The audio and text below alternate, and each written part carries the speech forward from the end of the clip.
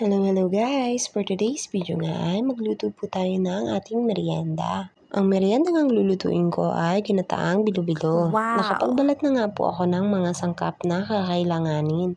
Ayan nga, nagpakulo na rin ako ng tubig at inilagay ko nga yung sago.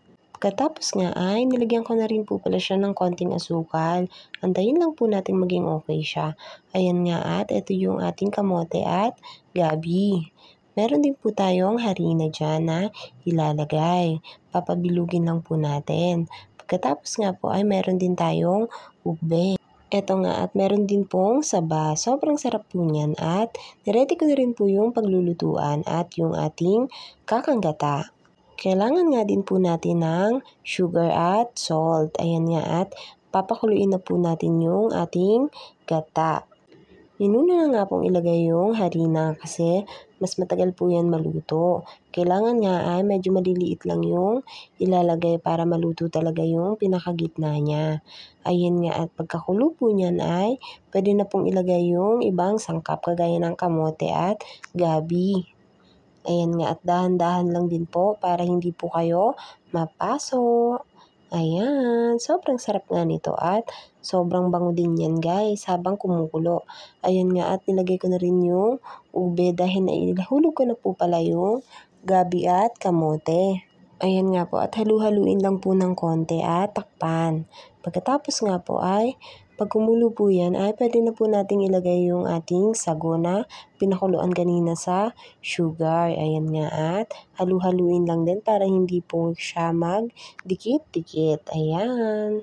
Antayin nga lang po nating lumambot yung kamote at gabi pati yung ube bago ilagay natin yung ating saba. Ihuhuli po natin yon dahil mabilis lang naman pong maluto yon. Ayan nga at medyo malambot na po yung ating mga ibang sangkap kaya inilagay ko na rin po yung saba. Sobrang sarap nga nito guys lalo na pagpapalamigin nyo po at ilalagay sa ref. Wow! Tapos kinaumagahan nyo na po kakainin. Talagang sobrang sarap talaga guys. Napapatakam nga ako ulit dahil nung nakaraan ko pa po ito naluto. Ayan nga at nilagyan ko na rin siya ng natirang brown sugar. Bago mamaya po ay mag-a-add na lang ako sa kanya nung white sugar. Kung okay na po yung panlasa sa akin ng tamis ay hindi na po ako maglalagay ng masyadong madami kasi kailangan po natin mag-ingat. Baka ma-diabetes agad tayo. Ayun nga po at medyo konti pa po yung kailangan i-add na sugar. Kaya nag-add pa po ako ng konting white sugar. At ayan nga po at nilagay ko na rin po yung kakanggata. Sobrang sarap nga nito guys at sobrang linamnam. Wow! Abay, syempre ako ang nagluto kaya kailangan sabihin ko masarap. Talaga namang masarap. Ayan nga po at malapit na po siyang maluto. Konting luto na lang po at pwede na nating ihain at kumain na rin po tayo. Wow! Ayan nga po guys, luto na po at tara't kumain. Sana po ay nag-enjoy kayo sa aking munting video at may natutunan.